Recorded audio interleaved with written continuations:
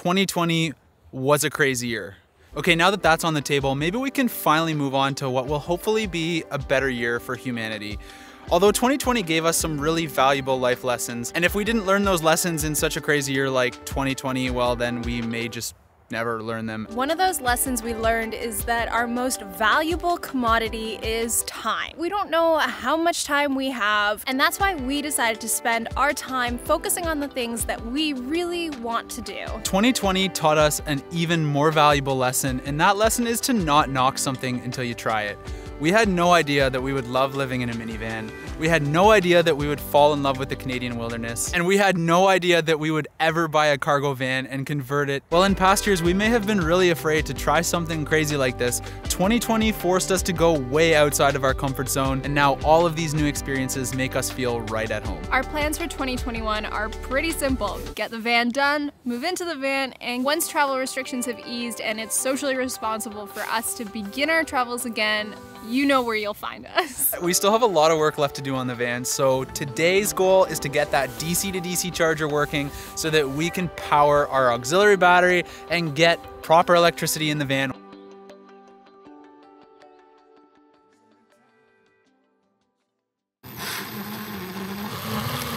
The only electrical component going in this van that we have not tested yet is our 40 amp DC to DC charger. And I know this mounting looks kind of weird, but in the final install, this DC to DC charger will be mounted right behind the driver's seat on a partition wall. So in order to simulate that situation, I've mounted it on an old piece of plywood. I've mounted it upside down too, and for good reason, because when this sits behind the driver's seat, I want the output wires to go towards the wall because they're gonna have to run behind the wall to our battery compartment. I've put the AGM battery that Renogy sent us where our lithium battery is going to sit in our final build. And today we're gonna use it to test out our DC to DC charger. Last night I hooked this battery up to our Dometic fridge and let it run for a couple hours to try and drain the battery a little bit. It seems like Dometic has made a really high quality fridge because it basically didn't use any power from the battery, and the fridge got perfectly cool and the freezer actually froze water. The battery is reading 12.85 volts, which on a deep cycle AGM battery is about 90 to 95%. Eventually we will have a proper battery capacity reader, but at this moment, this is the best tool we got for the job. Now we're gonna hook this battery up to the DC to DC charger and hook the DC to DC charger up to a starting battery of our vehicle. And in the Ford Transit, the starter battery is under the driver's seat. And honestly, that's gonna make my life so much easier because I don't have to try and get it through the firewall of the vehicle and under the hood. Guessing this just slides right up. Oh, there we go. That wasn't too bad. So the battery's under here. I believe if we take this guy off, that'll give us the negative terminal. All right, there we go. Sweet. Here we have an AGM battery. So this does match the chemistry of the Renogy battery that we have. I guess in theory, you could probably wire straight from this battery to that battery without a DC to DC charger. Since we're gonna be using lithium, that is certainly not an option. So I'm gonna go ahead and take a couple nuts off, get the DC to DC charger wired, and I have to do some crimping as well, and we'll get rolling with that.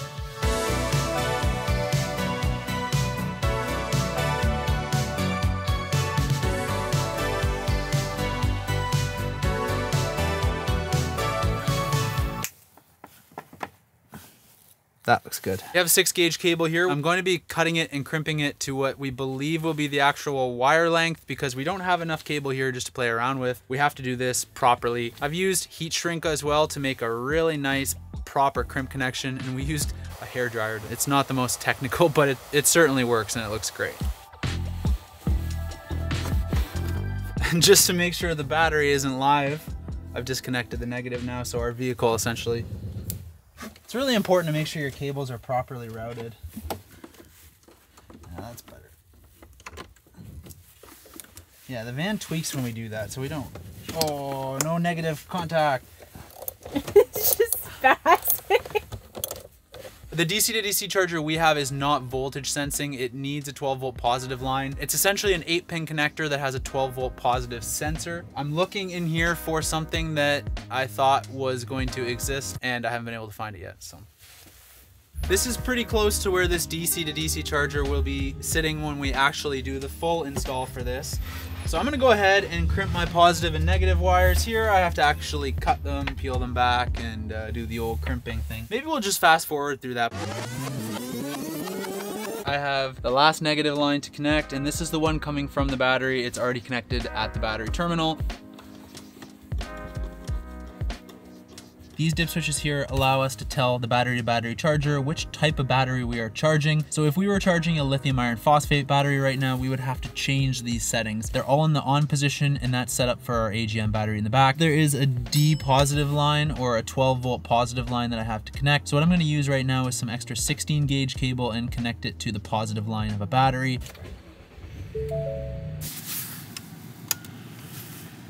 Hey, look at it! It's green, green, green, green. Real test to see if our battery is actually getting a charge. If it is, this thing should read well over 13 volts, and before we tested it, we were getting like 12.9, which is almost fully charged anyways.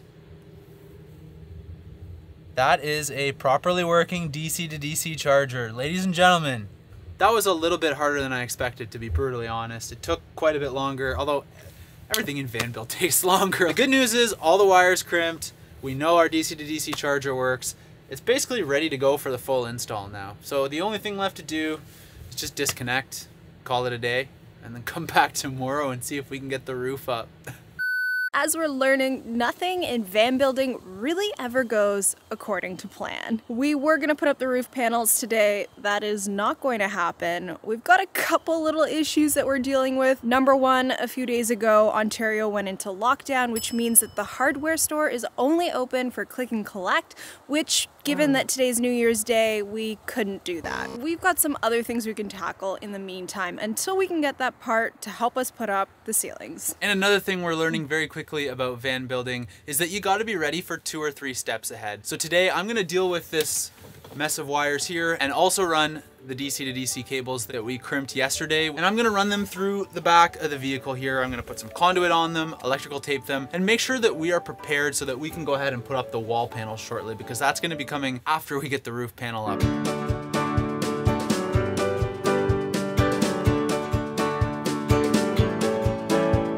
When it comes to electrical safety inside of our van, we don't cut any corners. This thing needs to be safe. We can't afford to have any fires, and those wires are going to be handling pretty large currents, like up to 60 amp at a time, to power our lithium iron phosphate battery. Just find any spot over here, 1 to 10. Thank you so much. Have a nice day. I am so excited to finally move on to the pretty stuff, as we keep saying. We visited Home Depot, got the piece that we need to do this, and we've cleaned up all our electrical. So it's time to get these big ceiling panels up there and cover up this nasty green foam board once and for all. I accidentally got these pieces cut a little too long, and the piece that's supposed to go above the door here, not quite wide enough. That being said, I think we have enough wood to make it work, so we're just gonna go with the flow today. But first, we need to trim back this piece and also put in the holes using that tool that we had to get from Home Depot.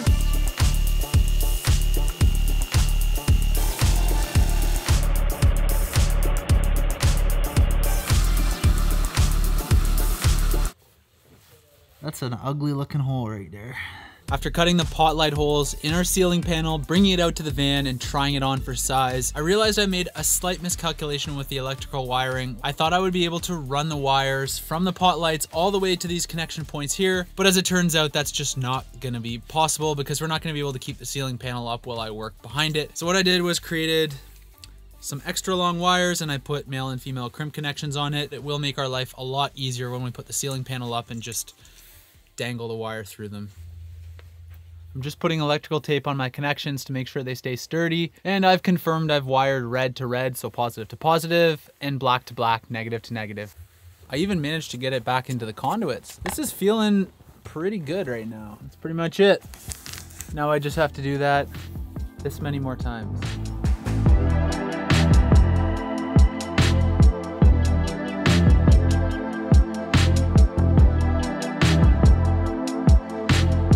I got just a little impatient last night. It kind of felt wrong to get so close to having pot lights in the van and to not actually complete it. So I put all 3 pot lights in the roof and tested them out, and they work great. Your average household light is like 3 to 3,300 Kelvin. Our lights are 4,000 Kelvin, which means they show a little bit more blue than your standard tungsten light. The pot lights themselves come with wires that are very long. All I did was strip them back and then crimp some female disconnects on it because I've put male disconnects on the other end. Now, I could have just used simple butt connectors. This is just way easier because you just dangle this through the roof hole and then connect the female disconnect onto the male disconnect and shove it in the roof. And there you go, you got a ready to use circuit. All aboard!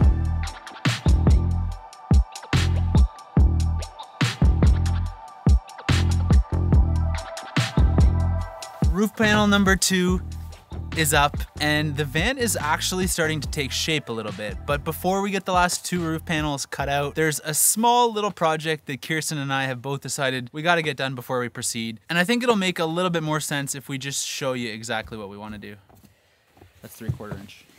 Yep, it's time to say hasta luego to the minivan build because that's what we got. Right behind me here is going to serve as a mounting point for kind of like a furring strip or a stud that we have to run along the back side of the seats. We need a way to connect a curtain, and we also need a way to connect our ceiling up so that it's not going like this, flapping the whole time, which would be really, really annoying. There's one other thing I need to take care of before the week is done, and that is this board here. As we've learned, the stick pins did not hold up, and we think it has a lot to do with the temperature. We've applied Velcro to the back, but it's not quite perfect. I got a little more work to do on that. This fan building thing, everything takes double as long as you think. And now that we have a lockdown, we can't even really get a lot done because everything's click and collect, and I think it's just gonna keep going. Okay, well, now that this fits, I gotta go paint it and polyfill it because, well, it's splintered a little bit. Thank you so much to our patrons who make videos like this possible, and to all of you for watching. We hope you guys are having an amazing new year, not setting too many resolutions for yourself, and we'll see you guys next week. Bye.